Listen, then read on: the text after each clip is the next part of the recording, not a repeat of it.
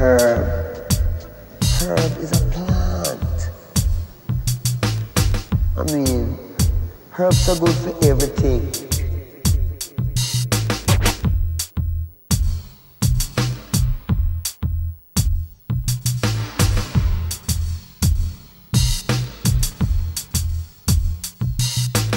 Herb.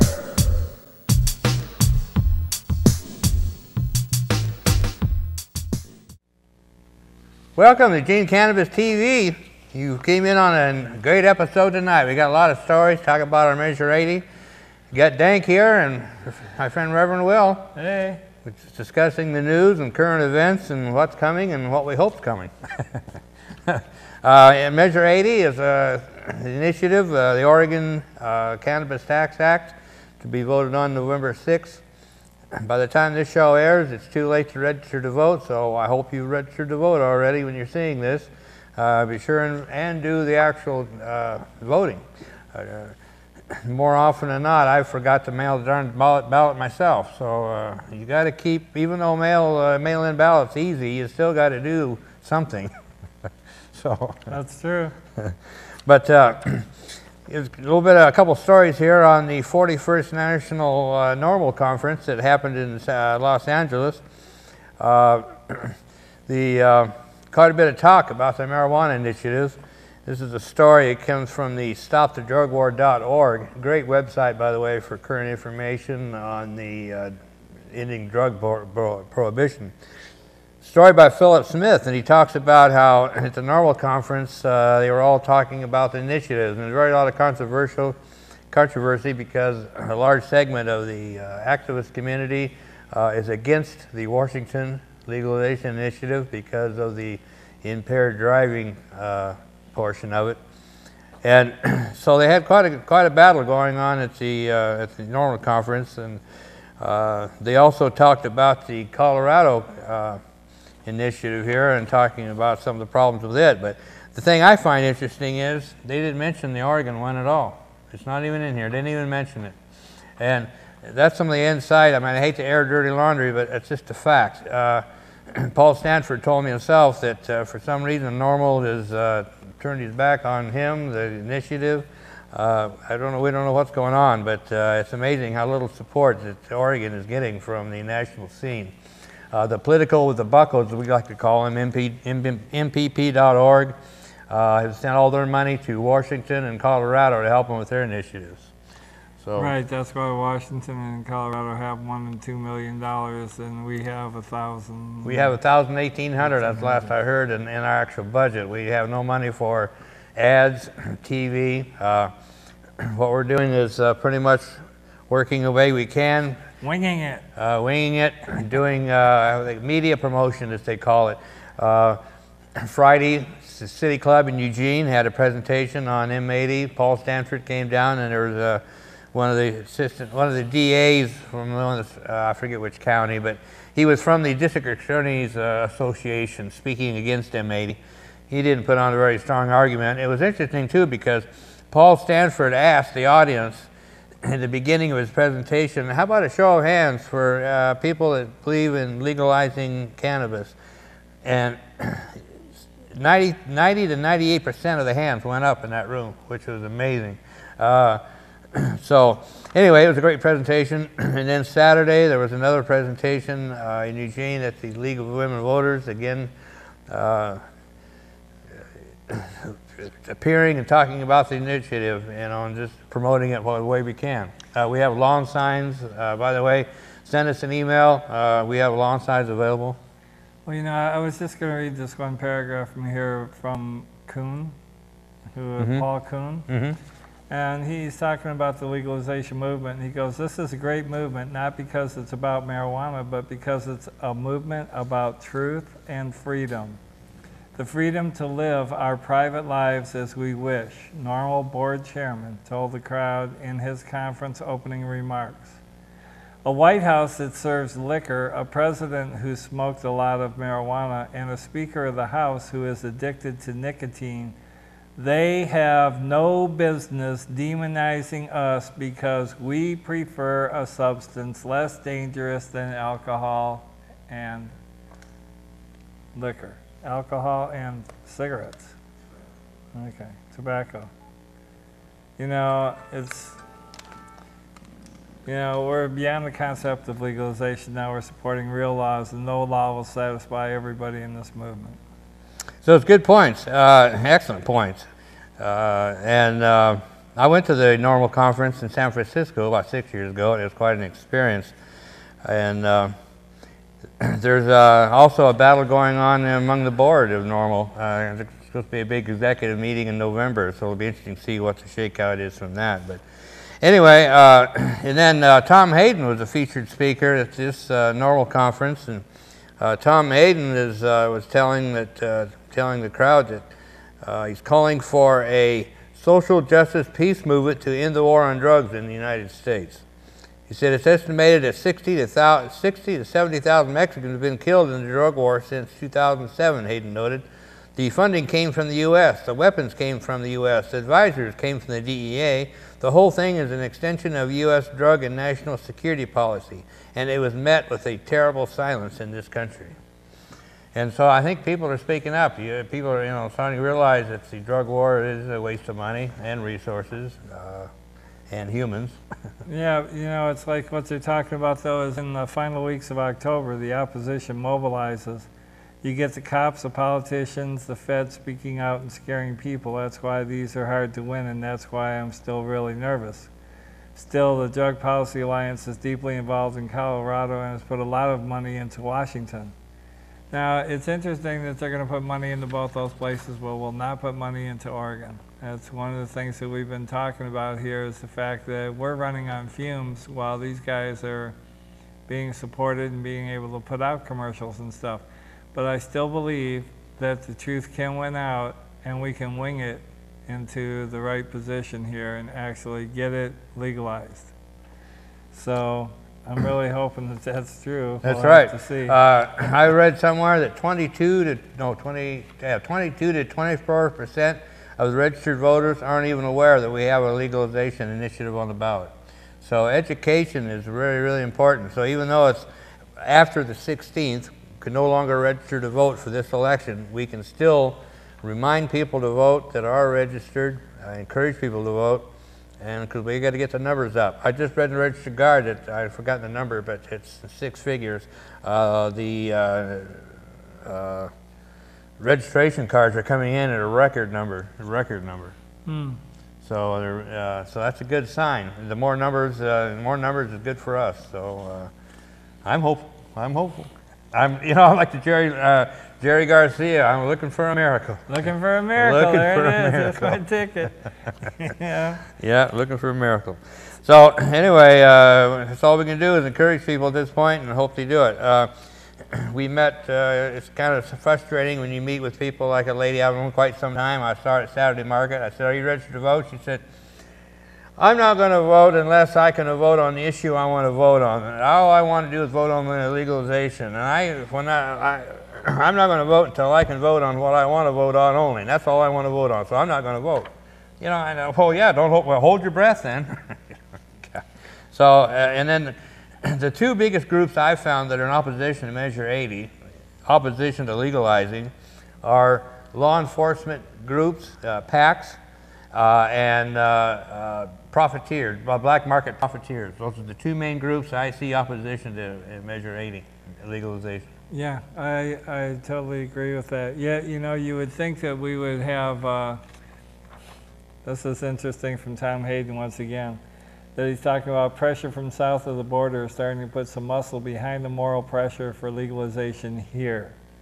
He said, citing the work of the Latin American Commission on Drugs and Democracy, and more recently the Summit of the Americas, where the U.S. couldn't prevent the issue of the failed drug war from rearing its head. The drug war is now becoming a serious impediment to the U.S. conducting its foreign policy with Latin America. An effort to mobilize a peace movement against the drug war is not only overdue, but could be decisive for your efforts, which is one of the things I've always talked about and asked straight up, like with the American Civil Liberties Union and with Amnesty International, why it is that our people can be locked up in this declared drug war by the federal government on its people to have the support for us to have our civil liberties and for our people not to be locked up. That's always been one of my questions, is why they're not involved in this. And when I talked to Dave Dank here, who represents the American Civil Liberties Union here, what I've heard from him straight out of his mouth was that we take on winnable battles. And I never knew that my civil liberties were at risk because they couldn't be made to be enforced against our own government, when that's the big deal with us going into other countries, is to enforce their government's ability to be not opportunistic with its people and being able to control them and to be able to take their money. Yeah, it says, Hayden hardly mentioned the word marijuana, but his message was clear. For the movement to advance, it has to go beyond fighting merely for the right to get high, but instead needs to root itself in the broader case of social justice, with the NORML conference's theme this year being the final days of prohibition. Hayden certainly gave his audience something to think about. Right. So, yeah, thank you, Tom. Yep, that's great. So that was Tom Hayden at the NORML conference, 41st NORML conference. And we have here again from the stopthewar.org the rundown of an initiative called Initiative Watch. Some of this is a little bit short information. Arkansas, it says both the Arkansas Issue 5 campaign and the opposition were being very, anyway, no result there. California, Proposition 36, three-strike sentencing initiative is finally getting some attention. The stealthy campaign was a subject of at least 8 news stories in the past few days, but remains mostly under the radar. Colorado, last week, the National Cannabis Coalition donated $3,000 to Amendment 64 and said it had another $3,000 in matching funds from a generous donor. The coalition has also supported the marijuana decriminalization measure in Springfield, Missouri, and the successful campaigns of Ellen Rosenblum in Oregon and Beto O'Rourke in Texas. Beto O'Rourke, he was the city councilman, I think. On Tuesday, the Amendment 64 campaign announced it had endorsements of more than 300 doctors. The move came after the Colorado branch of the American Academy of Pediatrics came out in opposition to the initiative. The announcement came at a news conference featuring Dr. Larry Bedard, a former president of the American College of Emergency Physicians. Massachusetts, on Sunday, a Boston Globe poll had question number 3, the medical marijuana initiative cruising toward victory. The poll had support at 69% with an opposition at only 22%. Even Republicans favored the initiative. Montana, the I-24 campaign continues to try to explain why voters should vote no on Election Day. The initiative would repeal restrictions imposed on the state's voter-approved medical marijuana program and reinstate the original program. A yes vote upholds the restrictions, a no vote could undo them. That's So one of those now- yes-no that gets us all confused. Right, so now we need to take a break, and we'll come back and talk about Oregon and Washington. That's right. So we got a few more states wrapped up here, and we'll be right back. And now, a message from the American Marijuana Growers Association.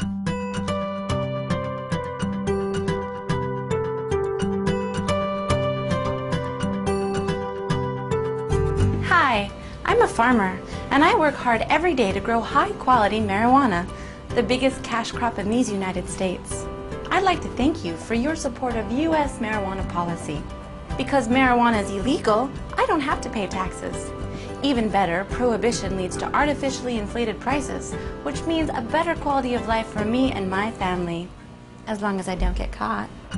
Just as importantly, your tax dollars support thousands of U.S. agents who work tirelessly to keep low-grade, foreign marijuana out of our country. So thank you, America.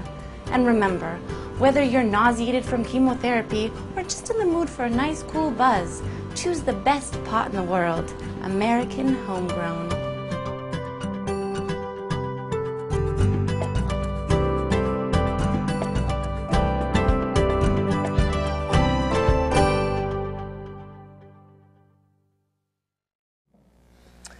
Okay, we're back. We're covering some news stories, and I want to go backwards just a little bit here, Reverend Will. There's a statement here I marked earlier and forgot to read it. This was again to the NORML conference, and the LEAP, Law Enforcement Against Prohibition Representative Steve Downing, made an interesting statement. He said, talking to law enforcement, he says, tell them that if they support the war on drugs, they're not supporting public safety. That's a good point. I like that line. So anyway, we were talking about the states, and now we're down to Oregon. He says, on Wednesday, GOP State Senate candidate Cliff Hutchinson endorsed Measure 80. He is the first Oregon Republican to do so. He is also head of the Libertarian-leading Republican Liberty Caucus. From historical figures like William F. Buckley, the current Republican national voices like Jeff Flake and Tom Tancredo, to up-and-coming conservatives like Meghan McCain, more and more conservatives are supporting sensible marijuana policy because it aligns with their core values and political platforms, said Roy Kaufman, spokesman for the Yes on 80 campaign. We're proud to have Cliff's support and look forward to adding more conservative Oregonians to our movement. Next Monday, a Measure 80 women's rally will take place at the state capitol. That was today. The Oregon Women for Measure 80 rally is being held in solidarity with the National Moms for Marijuana rally on the steps of our nation's capital the same day. Washington, the state of Washington, last Wednesday, the I-502 campaign picked up a surprising endorsement. GOP U.S. Senate hopeful Michael Baumgartner. The endorsement gives the campaign one of its highest profile Republican supporters yet. Baumgartner, a state senator from Spokane who is running a long shot bid to unseat Democratic U.S. Senator Maria Cantwell, said drug law reform isn't typically supported by his party, but he believes I-502 is a good step toward changing what he described as a wasteful policy of marijuana prohibition. According to election.com, electful.com, Cantwell supports modernized drug laws and drug courts, but not legalization. On Wednesday, New Approach Washington announced its final push media campaign. The campaign will feature 2 30-second ads that will air on broadcast and cable television throughout the west of Washington and Spokane. So anyway, their campaign is going on. At least they got money for ads. The good news, the bad news, we don't have money for a campaign or for ads, but the good news is opposition doesn't either. So at least we're not getting bombarded. Oh, and by the way, billboards, I forgot to mention that. 8 billboards were put up in the Portland area by the, it was one of the law enforcement service organizations. I've forgotten which one it was. Anyway, some of our activists called in complaints to the billboard company and they took them down. What it was is they had the face of a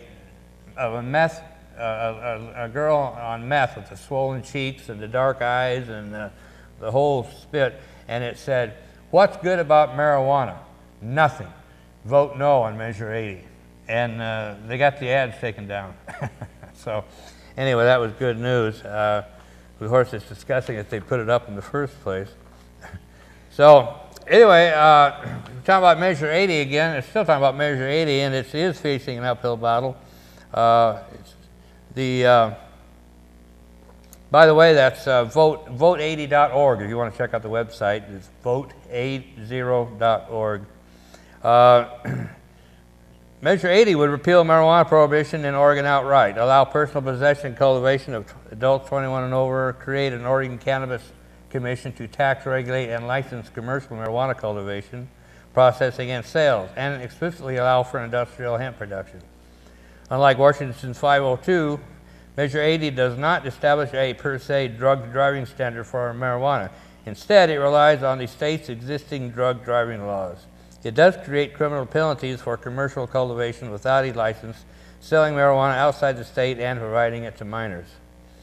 It talks about here about how Paul Stanford is a long-time medical marijuana entrepreneur. He's the CEO of the THC Foundation, has clinics in, I think, 6 or 7 states, helping patients get their cards. The campaign manager said, "We think we can squeak by and make some history.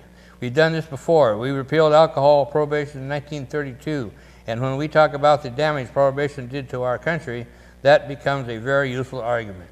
We only qualified for the ballot in July, And the electorate is pretty well evenly split right now with a lot of undecideds. We think we can reach the undecided voters. So that's where we're at. It's tight. We need every vote we can get. And this would be groundbreaking to have this pass. And again, with 3 states, what a dream would be to have all 3 pass. If we had all 3 pass, I mean, that would really put that would. Right. Well, the thing is, if people really thought about it, it's like this Grange movement, 82 and 83, that if you put cannabis in there where you put the word Grange, you would be able to fulfill all the things that the Grange is promising people. That's jobs, that's money going into schools, that's money going into the sheriff's department. And the thing is that you wouldn't have to have the one that is creating the money that's needed to recreate the Grange in a way where it would be useful as a casino. All you have to do is strike the law and make it legal and put the farmers to work doing what they would like to do, which is grow hemp so we can start creating hemp industries here in Oregon where we can get this product out to all the people throughout the country and possibly throughout the world. So understand right now we've had to do what we've done with our hands tied behind our back, because anytime you wanted to do anything industrially like clothing or food, you had to get the hemp from out of the country, which means that the prices had to be higher and you don't have the same quality checks that you would have if you were doing it industrially throughout this state. Floyd, help us out here. You know, you and Peter DeFazio. Oh, by the way, Peter, I just want to throw a little dig into you. Understand this. When you sit there and talk about how much you care about Oregonians, so apparently you don't care about me, nor any of the other Oregonians who have marijuana as their medicine, because when I try to talk to you at a town hall meeting and you tell me to get out of the weed world, buddy, understand this. You're not paying attention to a majority of the people who are in this state, who have family members and others who are dependent upon marijuana as a medicine, and you are not willing to stand up to the federal government and tell them to stay the hell out of our state and out of our business. Quit the blackmailing of you're not going to have your roads paved and you're not going to have your timber harvested if you don't do it the way we want you to do it, as far as having medical marijuana out and no legalization. That's straight up blackmail by the federal government. So I'm just letting you know that all that comes in here underneath this M80.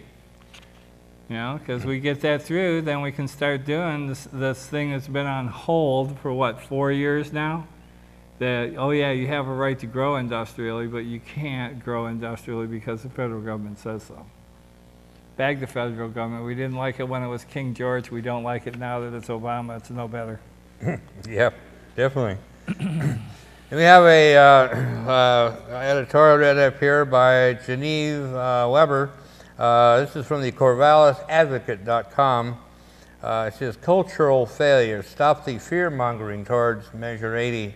Opponents of Oregon's Measure 80 need to step back from their drugs are bad, okay, attitudes and take one giant step into reality.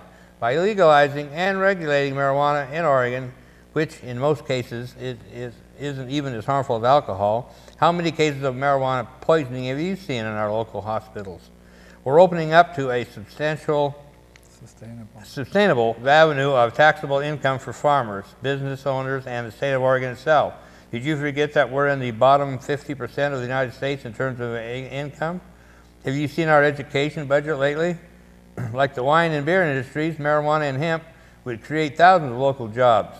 Oregon's Measure 80 proponents estimate that marijuana taxation alone would provide $140 million to the state annually. In Washington, it's estimated that marijuana legalization could generate more than $2 billion in revenue over the next 5 years.